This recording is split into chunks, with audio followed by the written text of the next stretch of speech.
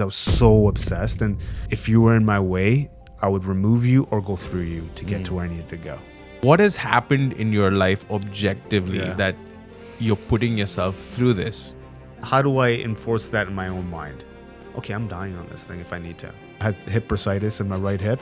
It's only an issue if it's going to kill me. I'm not passionate about running. And kudos to those who are, man. You guys are much better runners than me, all of you. A lot of people woke up to the real threat of what cancer can do to someone. That's how we feel about mental health. So it's this generation's cancer. This is the long run. I'm Sachin Lucky, 48 years old, and I just ran over 3,700 kilometers across Canada, averaging 50 kilometers a day to raise awareness and funds for mental health. Along the way, we had thousands of conversations with Canadians, from first responders to everyday people, about what's really going on beneath the surface. This podcast isn't just about running, it's about resilience, purpose, and how we learn to keep moving forward in the long run. All right, dude, we made it episode 2 of this podcast. I'm excited. I think a lot of cool things came out of episode 1. Yeah. A lot of people wrote in. Yeah. A lot of good things to say. And I'm really excited to talk to people about how we put this thing together before we put it together. Because I guess running across the country isn't as simple as running across the country. A lot of moving parts to this. One thing I'm grateful for is the amount of people that helped us. And these are not just, when you think about sponsors and companies and just everyday people who stepped up, I would say close to at least 200 people stepped up. Oh, easy. Easy, minimum, right? And I think that was, it's kind of humbling when you think about it in that sense. Yeah, I think another thing to consider for episode 2, which I'm super happy about that we can do this, is that giving people a behind the scenes kind of look on how this all unfolded and the support that actually was required to, maybe I'm the guy who's running at the front, but man, there's so many people behind to kind of lift me up to be able to do the thing. Yeah. And not just individuals, but companies, organizations, our charity partners. Yeah. Like everything, man. It's really cool to be able to have this opportunity to be able to share that. Yeah. So behind the scenes look of how we put this whole thing together. Yeah. Starting with, let's talk about the planning phase itself. Sure. You set the goal to run across the country 5 years ago. In that process, you also did a bunch of other runs. Do you want to tell us a little bit about that? For sure. Yeah. So 5 years ago, I came up with an idea to run across the country, and I kept that to myself. I didn't really share that externally. But for me to be able to execute against that goal after a 5-year period, I had to learn how to run. Because I didn't even know how to run, man. I hadn't ran a 5K race in my entire life. And so... Wait, so even before... You decided to run across the country, and you hadn't even run a 5K race. Yeah. I hadn't ran a 5K race, man. So it all really started with a challenge for myself and a fundraising goal to raise awareness and funds for veterans and first responders with PTSD. And I ran 100 kilometers November 7th, 2021 from Chilliwack to the Vancouver airport. And that's what kind of started everything from a running perspective. So the first thing I did was run 100K. And look, it wasn't pretty or any of that kind of stuff, but I felt compelled to do it. And so on that event, I raised $21,000 for the BC Yukon Legion, PTSD programs, whatnot. And then year after year, I would set another challenge for myself, not to just only raise awareness and funds, but to learn how to perform at an elite level, or at least as elite as I could be, right? And so the year after I ran the first 100 kilometers, I ran 9 races, 9 ultra marathons in 9 months. And here's the funny part about that, man. So I run this 100 kilometers November 7th, 2021. And in December of 2021, I registered for 9 ultra marathons for the following year. I had no clue. I had no clue, man. I didn't know what I didn't know. But what was educational about that was the fact that I didn't know what I was doing. So I wasn't scared. I just said, okay, let's see what happens. I just jumped in. Yeah. And so with those 9 ultras, obviously I learned I wasn't amazing at them, but I learned how to perform for myself. I learned how to set a plan. I learned how to run better. All these different types of things forced me to stretch. Do you feel like you've always been that way, which was like, let's just do it and we'll figure it out? I mean, fundamentally, yeah. I think fundamentally, I'm kind of that guy who will just like when I used to play video games or whatever. Okay, turn the game on. Let's figure it out. I wouldn't even read the instructions. Yeah, like little things like that. Yeah, right. And so I think if that's how I kind of started doing things, and so I did those 9 ultras, and so I gave this analogy to my parents the other day. Actually, it's like what I was doing was trying to stretch every sort of metric in my life so that by stretching it, I can then grow into it. So for example, the analogy I would like to use is an elastic band. If I'm stretching out an elastic band, what happens if I hold it out there for longer? It eventually stretches to that extension. Yeah. Right? So I was doing this with all of it, just pulling everything until I got to a point where I was fully grown, if that makes sense. Yeah. So the 9 ultra marathons was a process of that. And then the following year after that, I ran 22 consecutive marathons across BC. Again, fundraising, running across the province, media, all of these things were engaged. It wasn't just running, it was learning how to do all of it. Yeah. And then, then 2024, 60 kilometers a day for 2 months. Again, stretching, figuring out things, better running mechanics, how to fuel, how to, do a press release, how to do social media. All of these things were things I was learning. And so ultimately, when it came to February of 2025, or January, February 2025, I had extended or pushed out my skill sets as much as I could alone by myself. And that's where I started realizing, okay, I'm about to run across the country in about 6 months, 5-6 months. I got to figure this out, and I need more people. And that's kind of where you and others kind of came along. Exactly. And to set the tone for this was, I guess in that process, you were already setting down the foundation of stuff that you needed to do to run across the country. What were you doing in that period? Leading up to that. So obviously I had training blocks. I was training quite a lot. I was probably... And also, quick question, where did you come up with this idea of doing it in June of 2025? I thought 5 years would be long enough. Okay, so I thought 5 years would be long enough to be able to prepare myself to get to a level where I could do that. So initially, I thought, okay, maybe I'll run a marathon a day across the country and I could do that. But after, going all in and training, I was able to run a marathon a day in about 2.5 years. So I thought, oh, wait, I've already hit my goal or my target of being able to run a marathon a day. What would happen if I gave myself more time? And what could I be capable of if I stretched it out further? And so that's where the ultras started coming into it. Copy. So to condense this in like a timeline, so 5-year timeline, you start running at the start of 2020. In 2.5 years, you had built up enough capacity to run a marathon a day. Well, I built enough to believe that I could. Okay. Right? Cool. Yeah. Right. And then in that period, you had signed up for a bunch of ultras. You'd done 2 large fundraisers. Yep. And so I guess at this point, you were kind of feeling like you may be ahead of your goals in some way. Yeah. I mean, I was feeling pretty decent in the sense that I've worked really hard.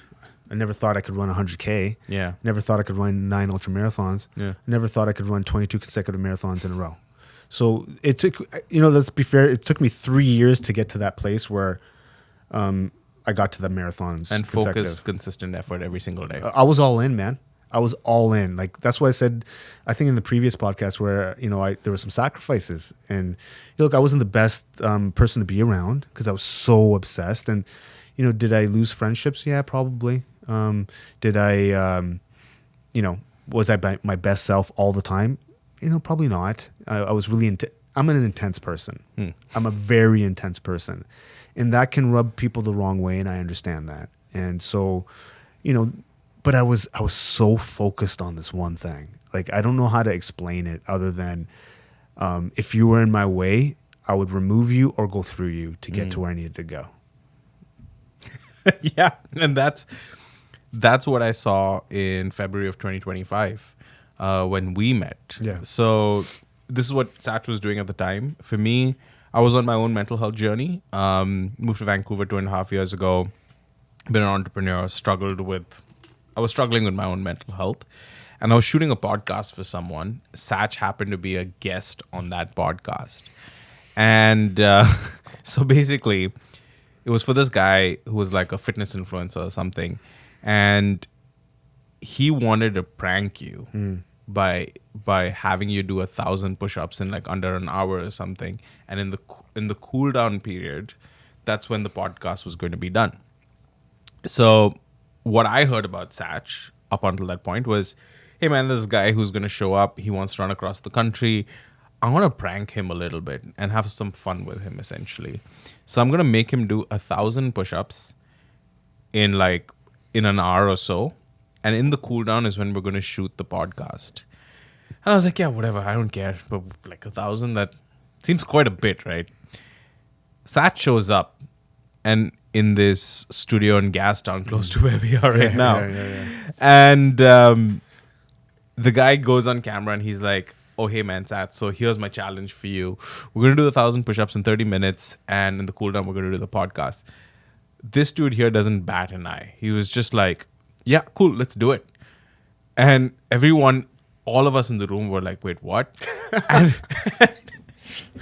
and Sach was, you could see he has, Sach has like crazy eyes. Like when he locks in, he's like, yeah, we're doing 1,000 push-ups and then we're going to do the podcast.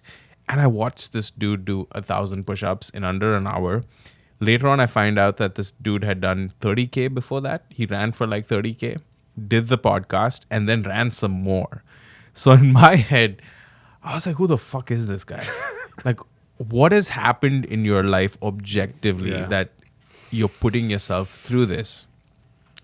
And when you started to talk about your journey of your life in the podcast, honestly, I was just inspired, man. I was just like, this dude's on it. And it takes a lot of courage to put yourself out there, to be transparent about your demons and all of that stuff. And when I look back now, it's hard to do that unless your motivation is bigger than yourself. Like, who wants to talk about the shit that they've done or failures that they've had openly and transparently? Nobody wants to do that. It's exposing yourself unless you want to do it for other people as well who are watching you and potentially can get some help. And so I was just really, really motivated or inspired really from that. And we had like a 30-minute conversation or something like that after that, where I didn't know how to help, but I wanted to get involved. I said, this guy's doing something for other people. I'm going through something of my own right now, but I think it would help to do something for other people. And I want to help him and see what I can do. I saw your social media. I said like, hey man, I think like let's just shoot some content tomorrow. And that's what we did. Mm-hmm. To your point about what happened in your life to get you to a point to be like that. Well, yeah, a lot of things happened and a lot of things did happen in my life. And I had to reevaluate how I wanted to live it. So that was the energy I brought in. And, after we had the conversation, you presented some ideas to me that I never thought of. And so that's where I started opening up my mind a bit more to what the possibilities could be, because your business experience, your business acumen, marketing, and all that kind of stuff. Look, and this is where I said I took as far as I could go alone. Yeah. Right. And I needed more people who had more knowledge and experience in other areas than I did. And so when I had that conversation with you afterwards, I started realizing, okay, maybe there's something else here. You suggested a couple things, and I was like, what? You said, well, maybe you can find some people who can donate at a larger sum, operational costs, this, that, and the other. And I was like, okay, well, that's interesting. I never thought of that. And so when I left, I started thinking about those things. Yep. And that's where I think, at least for me, meeting you was very helpful, because it opened up my mind to other possibilities. And that's what I think relationships should be. It shouldn't be one-sided. Like, I shouldn't be inspiring you only. The relationship should be that you're inspiring me too. And that's how it should be, right? With any relationship that you have, it has to be a synergistic benefit. At least that's how I look at it, right? And so I got a lot out of that interaction, maybe more than you did.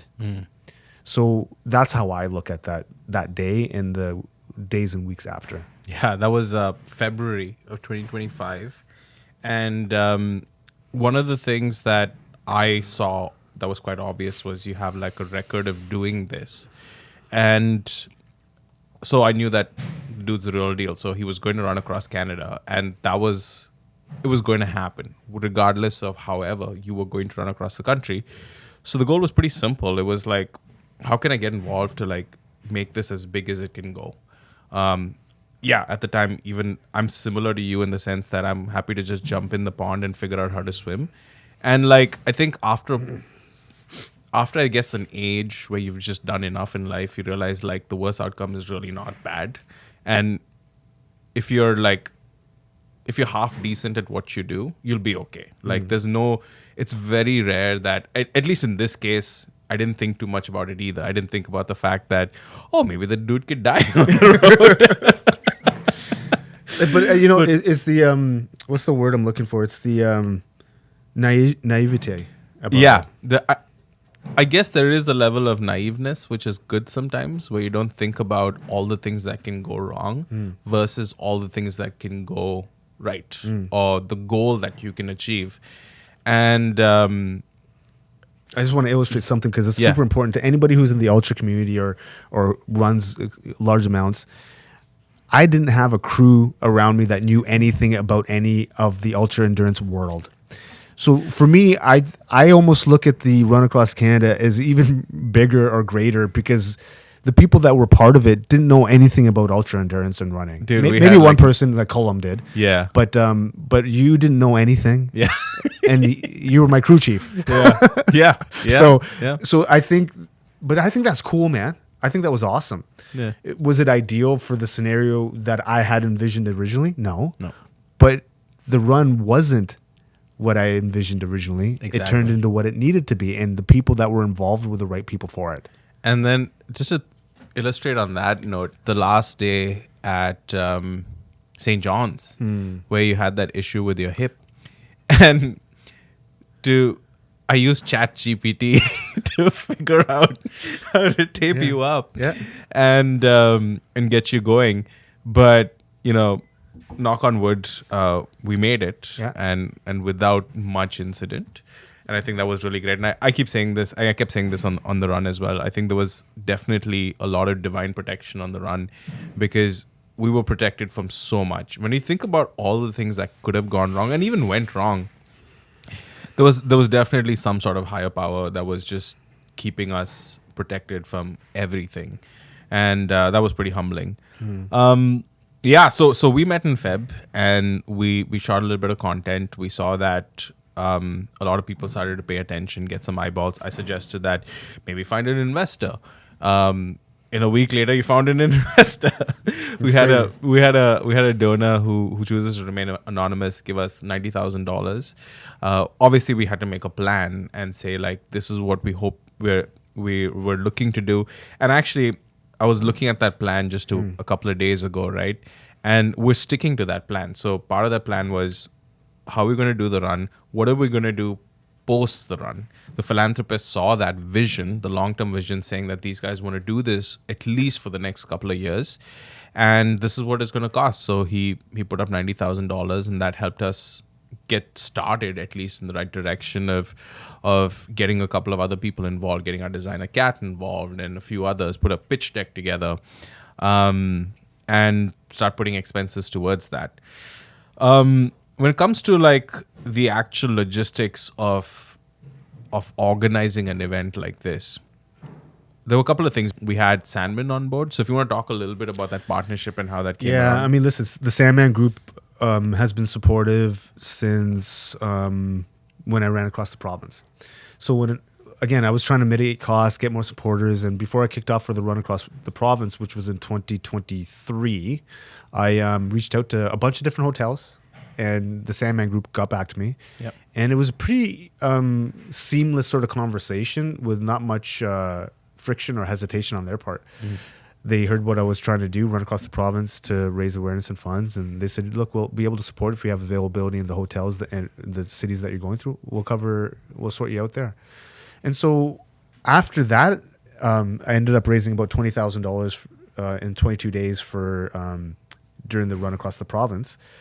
And so when I started thinking about the run across the country, I started thinking, okay, we're going to need hotels. Yep. And so I reached out again to the Sandman group and connected with Dean, who was my point of contact there. And he was like, yeah, man, however we can help, we'll help. So basically, it wasn't only just the Sandman group. Sandman Group's owned by the Northland Property, which owns Sandman, Sutton Place Hotel, Denny's, Moxie's, Shark Club, Chop, like a few different properties. And, through our conversations and figuring out what was needed, they were able to support us from the accommodation perspective, not just for me, but for the crew. So, 1, 2, 3 rooms for whichever cities we were in.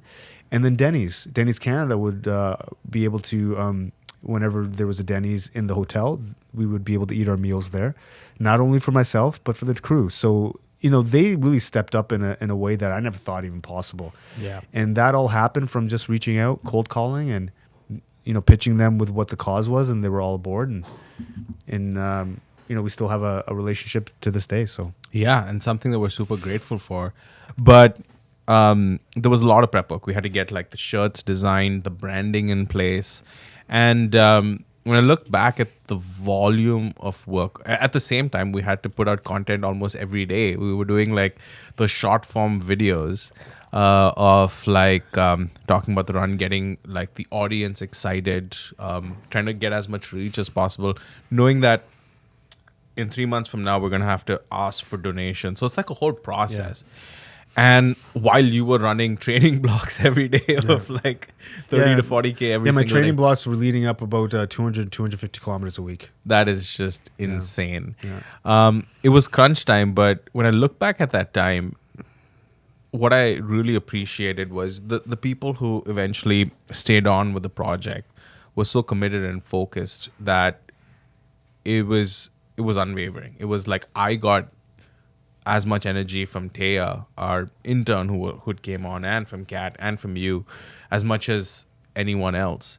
And I love that when we had roadblocks, which we had an insane amount of roadblocks. It's just like, I don't even want to go into it. Yeah, there's no need to really go into them. There was so many things that happened behind the scenes, but I just love that every time we had roadblock, the team was just focused on getting the job done, knowing that June 16th, we have to kick off. And so just on that note, I think that's a critical piece, right?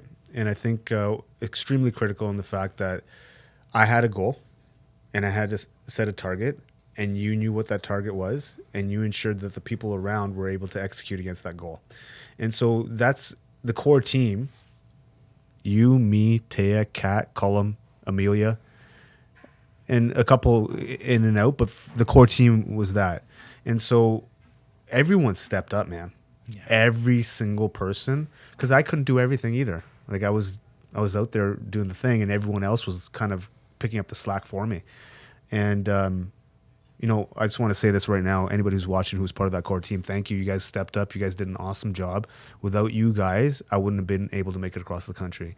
And so that, if I haven't said that individually, I'm saying that right now so everybody can see it. A big part of this whole run was also the website. Yep. And the website was the first thing that people saw. They scan the QR code or they get online. And we were blessed to have this incredible website that was just done so well. And that came because of Stealth Media. Mm-hmm. If you could tell us about Stealth Media, how you made that happen. Yeah, again, cold calling, man. I was, it was in 2024, I think towards the end of the year.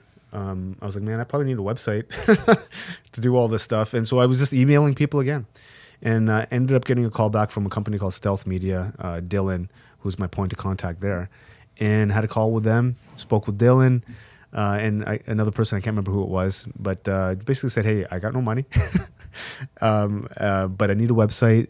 Is there any way we can figure out some sort of sponsorship agreement? This is what I'll be doing, this, that, and the other. Long story short, Dylan said, let me get back to you. Gets back to me a week or two later and says, hey, man, the company isn't able to do that, but this is what I'll do. I'll do it on my own. So he said he would volunteer his own time to create a website. And right off the bat, man, like I never knew the guy, never met him before, but he believed in the cause. And it just so happened that they were in Saskatoon, Saskatchewan. I didn't even realize that. I'm emailing a bunch of different places. I realized afterwards. But anyways, as he was working on it, a few weeks go by, and the ownership group of Stealth Media said, "Hey," and because I think he continued talking with the president, VP, and whatnot, and they were like, "Yeah, let's do it." So they jumped on board fully to sponsor the entire website with their company, and it's, they did a phenomenal job. They were excited about doing it.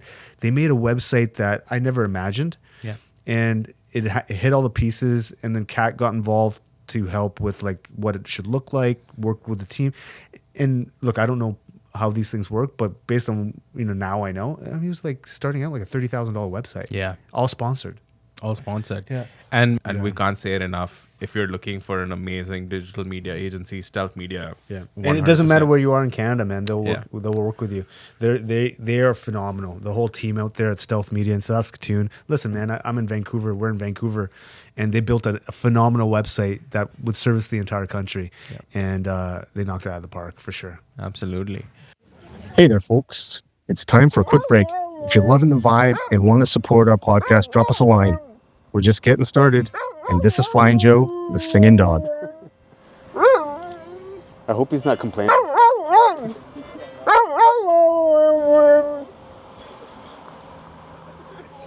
Coming to sponsors as well, people who are backing us up, and a lot of these people jumped on before we had the pitch deck, before the website, before Kickoff. They were just motivated by what you were doing and just wanted to support. We also had Nature's Path. They came on board as a supporter. How did that happen? That was awesome. One of a friend and philanthropist, Praveen Varshini.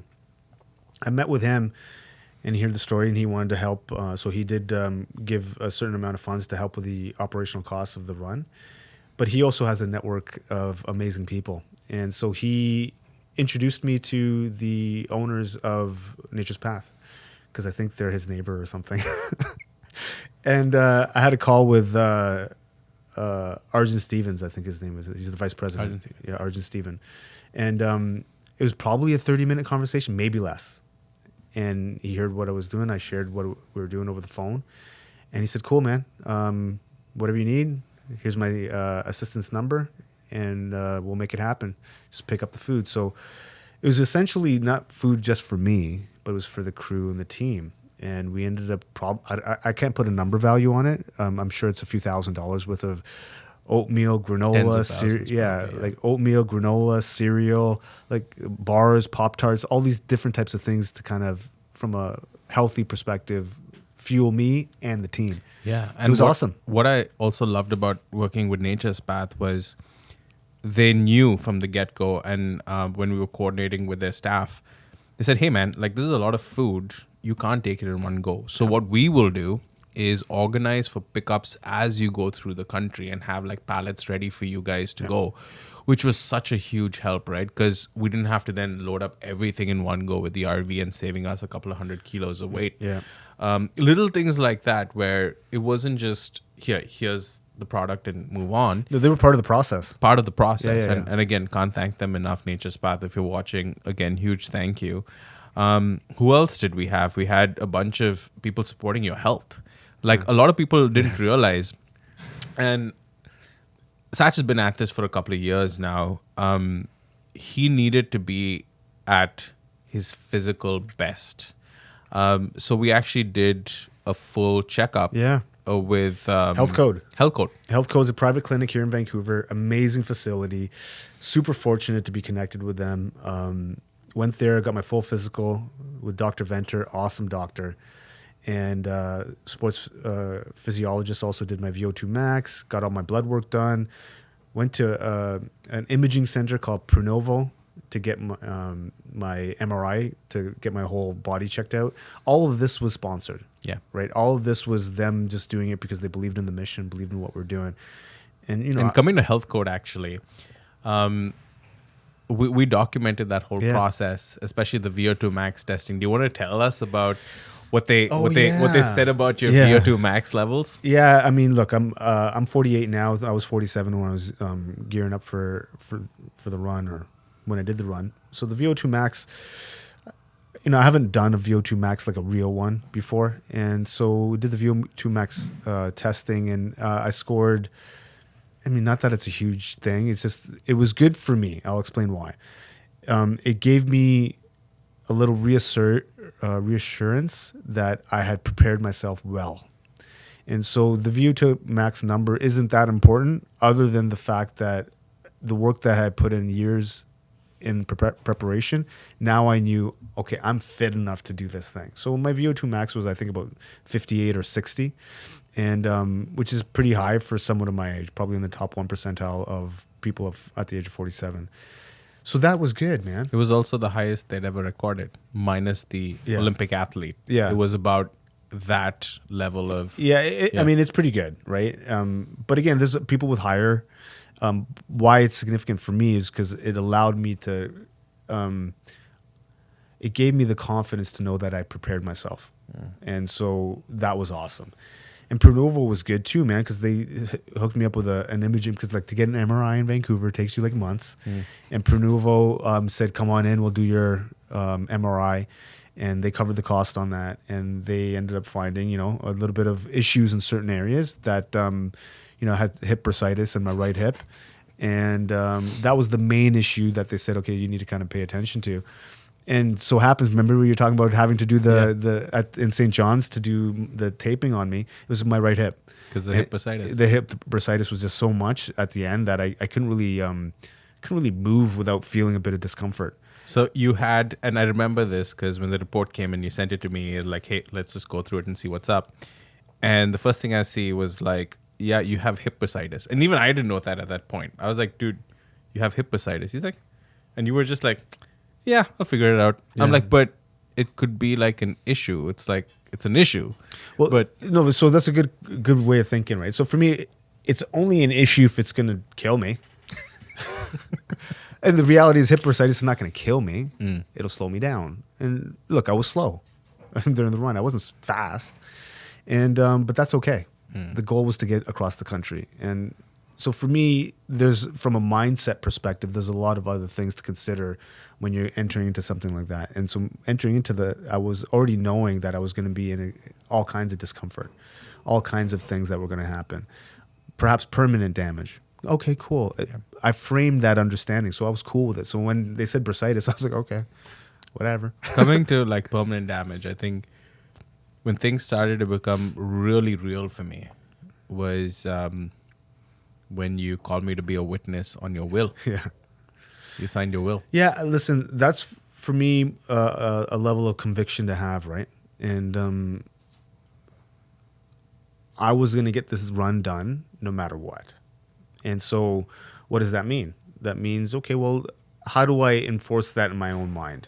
How do I apply conviction for myself? Not for anyone else, but for me. Okay, I'm dying on this thing if I need to. Cool, man.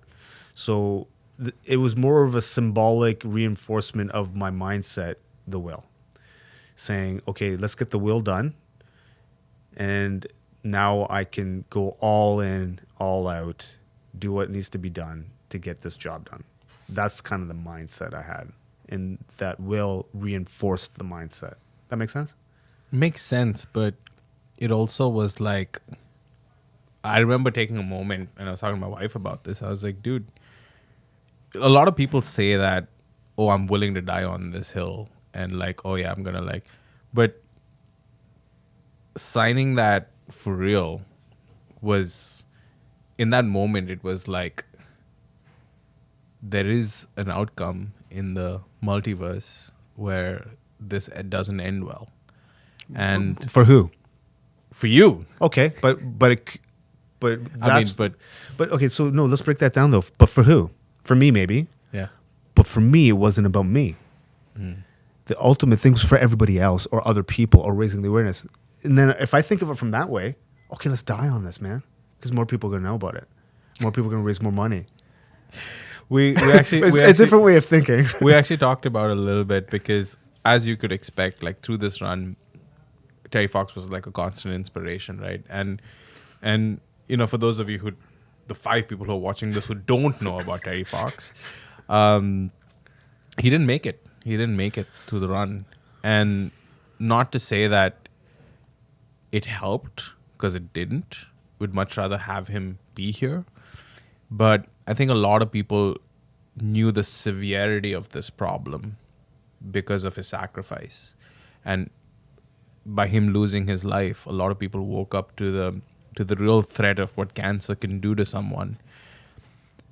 That's how we feel about mental health. It's our modern day cancer. It's this generation's cancer, where it's like people talk about their mental health, like, oh, I'm not feeling great about it and stuff, but there's so much that's happening to our brains today, our minds today, that the scale of the problem we just don't even know. And it's affecting most of us, and it's only going to compound as a problem in the next 15 to 20 years. So, and that's the conversation we essentially had, was people just need to know. And if it means that I lose my life in the process, so be it. And that's a conversation I have with myself, right? Because you got to, when you do anything, you have to have all the alternatives or considerations in thinking about what the outcomes could be. Yeah. And that is, in the multiverse, one of the outcomes, right? And so if that's an outcome, let's be prepared as much as we can for that outcome so that we can optimize it as much as we possibly can for the collective. Yeah. Right. And so for me, it might sound strange, but really it isn't, because people do that for their families, right? People do that for their spouse or their children, and they should want to do whatever they can for them. And I do that with my daughter. I do that with people I really care about. All I did for the run across Canada is I pushed it out to everybody else too. Doesn't necessarily mean it's like that all the time, but I pushed that sphere further beyond me so that it would give me, and this is how I work, right? It gave me more energy or conviction to continue on the path to do it, because the reality was it wasn't fun, man. Yeah. There were many days that sucked and I didn't want to do it. I don't like running. I hate it. I don't like running. Yeah. And I've been focused for 5 years to do this thing. I'm not passionate about running. And kudos to those who are, man. You guys are much better runners than me, all of you. I'm not passionate about running. I'm passionate about service.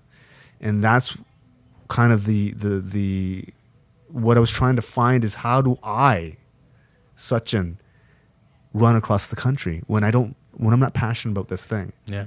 And so those were things I was trying to figure out for myself. How do I do this? And one of the things I needed to do is push it out to other people in service to everybody else, applying that conviction of, okay, we're dying on this if we need to, and we're making it happen. Yeah, exactly. Yeah. Yeah, we went off on a little bit of a tangent there, but coming back to like the logistics of the run. So we're feeling good at this time. We're in February, March, April, getting into May. Got a kickoff in June. We still didn't have an RV. Now, this RV thing was a huge problem to solve, because trying to get an RV in BC coming into summer. Good luck. Yeah. It was just like nothing was available. Initially, we thought that we could buy one and then maybe sell it off and we were done. But since this is a charity project, you're not allowed to purchase any kind of assets. So we had to rent one. Yeah. One company really stepped up for us. That was Meridian RV, and a huge thank you to them. Yeah, man. I was driving back home one day from Coquitlam pretty much, and just walked into their showroom and had a conversation and said, hey, this is what we're doing. Is there anything you can do to help us? And they did. They came through. They gave us a freaking amazing 2023 Thor model, like a pretty much brand new, and gave us a great deal. To rent out the RV for a couple of months, along with like all kinds of protections and all that stuff. And incredible company to work with. So if you guys are looking to rent an RV or purchase an RV, Meridian RV, they're not paying us to say any of this. They're just genuinely good human beings. And it was truly amazing to get that support from them. Yeah, and listen, if you're in the Vancouver area, you don't have to be in Port Coquitlam or Coquitlam. If you're anywhere in the Vancouver area, man, check them out. They believed in the mission, they believed in the cause, and they support mental health. And for me, that's what it's about, man. Like it's not about just going to a business and you know, just buying something. Yeah. There's got to be more there, right? And Meridian, they're more. So, Yeah, and we had issues. Yeah. Like as you would expect, we blew tires. Spoiler alert: when we got to Newfoundland, the RV blew an engine. Yeah, the engine. and we needed a brand new freaking engine. Yeah. but Meridian was supportive all the way through, which was they went above and beyond, and that was just incredible. Awesome.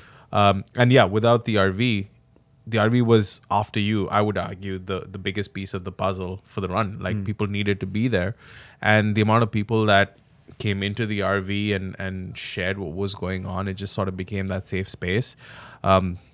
I kind of missed the RV. Well, the RV was a teammate. Yeah, it was. The RV was another teammate because it wasn't just running from town to town or within the towns, but It was our refuge. it was a refuge. It was refuge for others because it said mental health on it. People would come. We had people coming in, sitting with us for an hour, 2 hours, 5 hours. 5 hours, offloading their issues or their concerns or whatever they've been dealing with to us so that we can absorb it for them. And giving them a safe space. And it was interesting. It's total strangers coming into this RV and sharing whatever they're going through and their experiences. And we would just sit there and listen and hold space. And man, it was an amazing experience being in that RV with the people that we were able to be there with, and then also running. Yeah, it was. Now that I haven't thought about the RV in a while, but dude, I miss it now. Yeah. But you missed the feeling and the experience of it. Yeah. And that's only a once in a lifetime experience to do what we did there. So I'm not sure if you're missing the vehicle, but that experience of what we were Of doing. what it with represented. Of what it represents. Yeah. Man, for sure. 100%. And I think like after a point, the RV kind of like, it's weird like how quickly our minds adapt, right? So it was like home. It was like almost like leaving home and giving it back. Like I couldn't give it back, which is why Will from our team actually dropped the RV back because I was just too gutted to give it back. And then they had to take the wrap off and everything. Yeah. But that was, the RV was really special. We scanned it, 3D scanned it. So maybe we're going to have some models of the RV with all the signatures on it. Perhaps. We'll see what happens. You know, and we're just going to put it out there, right? Sach is the first South Asian to run across Canada. And I think we wanted, initially, my hope was that we could put it in a museum, something that represents South Asian heritage. Unfortunately, we couldn't. We couldn't find someone who would help us there. It's all good. But in order to maybe just have like a backup just in case, like in the future, we'd want to talk about this and make some kind of display in a museum or something like that, we 3D scanned the RV. So all the signatures and all that stuff is preserved, which was pretty cool just before we kicked off. So we got the RV thanks to Meridian. Premier Graphics, amazing wrap company out of Richmond, they stepped up and did an incredible wrap for us, gave us a massive discount, helped with the design process, and they got it done in like 3 days. Yeah. So shout out to Taylor from Premier Graphics, dude. That was just unbelievable. And anybody who knows anything about wrapping, it's a cumbersome process, and to do it on a 30-foot RV, not easy, but they came through. In fact, we got the RV a day before we had to leave to Victoria. So it was like cutting it to as close as it would go. No other way I'd want it. No other way we'd want it. But before we kicked off, we decided to have a kickoff event. Now, again, we didn't know how to pull one off, but we had to get permission from the city of Victoria, and we had this incredible event at, I forget this point, but it was at a park. It was Clover Point. It was Clover Point, and we had this kickoff event where the city was super accommodating. It was awesome. It was amazing, and even in that, do you remember the thing that happened, the coincidence where we decided to do a quick recce going into Clover Point, and we met Ed. Mm-hmm. Yeah, okay. So Ed is organizing the park runs in Victoria there. Yeah. And so it just so happened to have about 100 people ready to go for No, oh wait, so I was that- remember. So was Ed that- reached out for a couple of days before. Right. Before we kicked off the event. So this guy, Ed McDonald, amazing guy, super human being, reached out and said, hey, you know what? I'm a runner, passionate about running. I have like this run group. I'd love to organize for something. And we were like, yeah, we'll figure something out. We just happened to get to Victoria and we had a couple of hours to kill. So we said, let's just drive down to Clover Point just to see what that venue is going to look like, do a quick recce, figure out if we needed to put things together. And lo and behold, Ed was there with a running group with 150 people.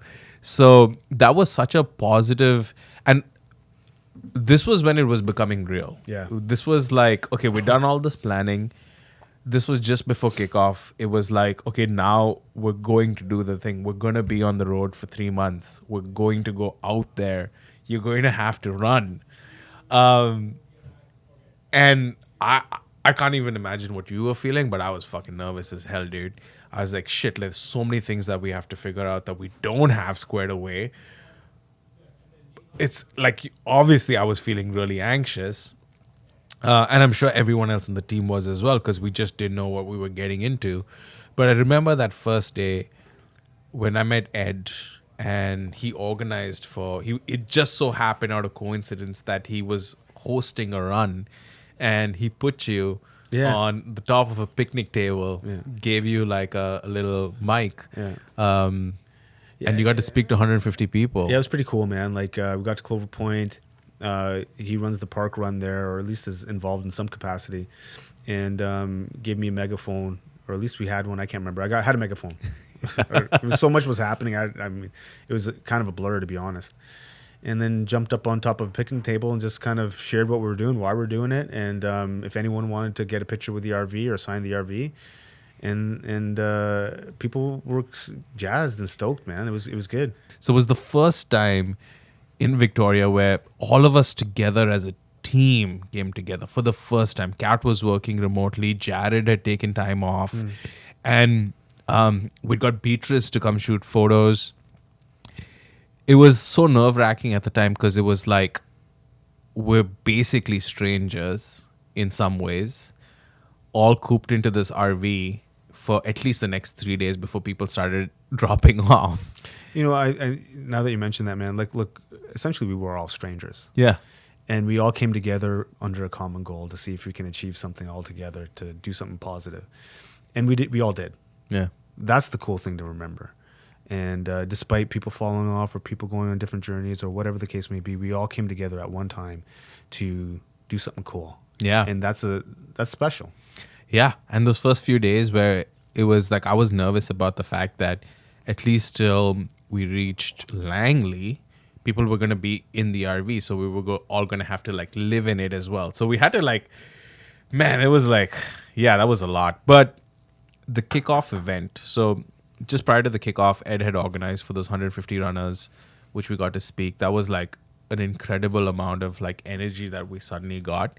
And the kickoff event as well, we had to do door knocking, if you remember. Oh, right. I didn't. You guys did. We did door knocking Yeah, as yeah. part of like one of the conditions by the government of Victoria was they said, yeah, you can use the space, but you kind of have to let like neighbors know that that this thing is happening. So just in case, like, so they're just aware. So we actually we did door knocking. We went to like 100 doors, knocked on doors, and gave out like flyers, and cool, to just let people know we were doing this thing. And with fingers crossed, the next day we had the event, Which is cool. and it was freaking awesome. The first day was amazing, man. Dude, it was just unbelievable. The amount of people that showed up, we had maybe like 600 people filter in and out. Yeah. We had the dude who played, there was like a band that showed up. Do you remember the band? Yeah. That was at the kickoff event. That was at the kickoff event. There was a band that showed up. I don't even Yeah. know where they came from. That came from, I think Ed sorted that out. Ed sorted that out. Yeah. Dude, there was a band that came and donated their time. Oh, and then we had, what's his name? Your buddy. Sasha. Yeah. Yeah, he came out and did, he's an indigenous Yeah, guy. did a ceremony. And I wanted to come out and he did a prayer, indigenous prayer, to give us strength and make sure that we were safe along our journey. It was cool, man. And remember the necklace he gave you? Yeah. And then for me, also there was this incredible company that stepped up last minute in Victoria. They're called Balanced Meal Prep. unbelievable company. Anybody looking for meal plans, go to Balance Meal Prep. Husband and wife run the show, family run business. They showed up a day before and gave us all meals for Bunch the of entire food. crew. Yeah. That was like hundreds of dollars, maybe over $1,000 worth of It meals. was a lot of food. And that obviously saved us a ton of money. Yeah. Counting our macros and what we needed, Yeah. came and hand delivered these meals to us. And I remember their son, he gave us a rubber duck that I still have. Like a couple of these things that we kept. And that was the first time out of many someone actually gave us something on the run. And all of that happened at the kickoff event. And that was like, for me, the first clue of like, people care. Yeah, and people care, and people believe in what we were doing, and people wanted to see us succeed. And they went out of their way, man. We were strangers. Yeah. Remember the guys from Khalsa Aid? Yeah, I mean, Khalsa Aid showed up, and they supported. I mean, listen. To be honest, it's impossible to mention every single person and every organization that supported, and we want to mention everybody, but that's what this podcast is about. And over the next few weeks, we're going to share more details about all of these people and all of the support that was given. For some freaking moron came up with an idea 5 years ago, and everybody galvanized around me, to be honest, and helped me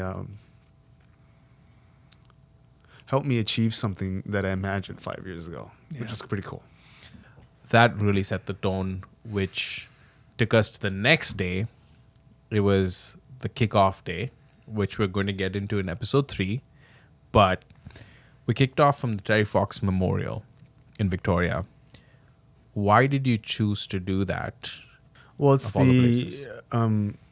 it's the most western point of to start from, and Terry Fox Monument. Like, where else would you start, man? Like, and so there's a park there. The Terry Fox Memorial has the statue there, but then if you go a little bit further down, there's some stairs going down to the Pacific Ocean. So we started actually there and went in to dip my toe into the Pacific Ocean, then came back up. And that's where Mile Zero is, where the Terry Fox Monument is. So we have a sign there, and we all got together and got a picture in front of it. And that for me was like, yeah, I have to start there. How did you sleep the night before? Honestly, man, I can't even remember. That's how much was kind of happening. I don't even remember sleeping. Did I stay in the hotel? I can't even remember. It's a fog. The blur? It's a blur. All right, you stayed in the hotel. Yeah. You stayed at the Sandman in Victoria. We had like a bunch of Airbnbs because we had so many people at the kickoff. It was like a pretty large contingent from our side at the kickoff. Amelia, Saiju, like a whole bunch of people were there, so we had to like figure that stuff out. And there was a lot that was had to be done. So we got the kickoff done. You and Amelia, we had an early dinner at Denny's. That was like our first team dinner. Right. Okay. We had that first team dinner. Thank you, Denny's. Yeah. And Denny's is amazing. But we'll talk more about Denny's. Yeah. But anyway, so we had the steam dinner at Denny's. And then I remember you telling me that you barely slept the next day morning because we had to start our day at 4 a.m. I remember. to do kickoff at 6. So just for the next episode, I didn't sleep for 2 days because the first day we ran 100K. So the night before I didn't sleep much, and then ran the 100K. And by the time we finished the 100K, it was late in the night, and we ended in Nanaimo, and we had to catch the ferry at like 6 a.m. So yeah. So I ended up getting like 2 or 3 hours sleep for the next day. So that's why when I said it's a blur, like the first 3 days was an absolute blur. I'm like, you'll have to remind me certain parts because I was just on fumes really the first 3 days. Yeah. All that in episode 3, ladies and gentlemen. But thank you for sticking with us with episode 2. We wanted to give you as much in-depth information we could about what happened behind the scenes so you have a sense of how much that we poured of ourselves into this project to see it come to light. And we hope you got some enjoyment out of that. And what are your closing thoughts for this episode? Yeah, look, I mean, the first couple episodes are kind of building the foundation. And It's like kind the run. Yeah. Figuring it out. Figuring it out. But also it's like I wanted people to know that there was a lot of work, logistical, administrative, months before. And as we move forward with the actual, the run itself, we're not going to just talk about logistics. We're not going to just talk about me running each day.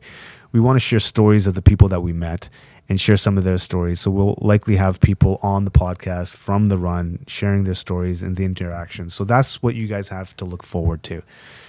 We needed to set the story up, lay the foundation, first couple episodes, and now moving forward, we're going to talk more about the run, the people we met, the beautiful country that we live in, the amazing people that are in it, and how awesome and fortunate we are to be in such an amazing country. And listen, man, we keep moving forward, keep having fun, and we keep pushing on this journey that we call the long run. Amazing.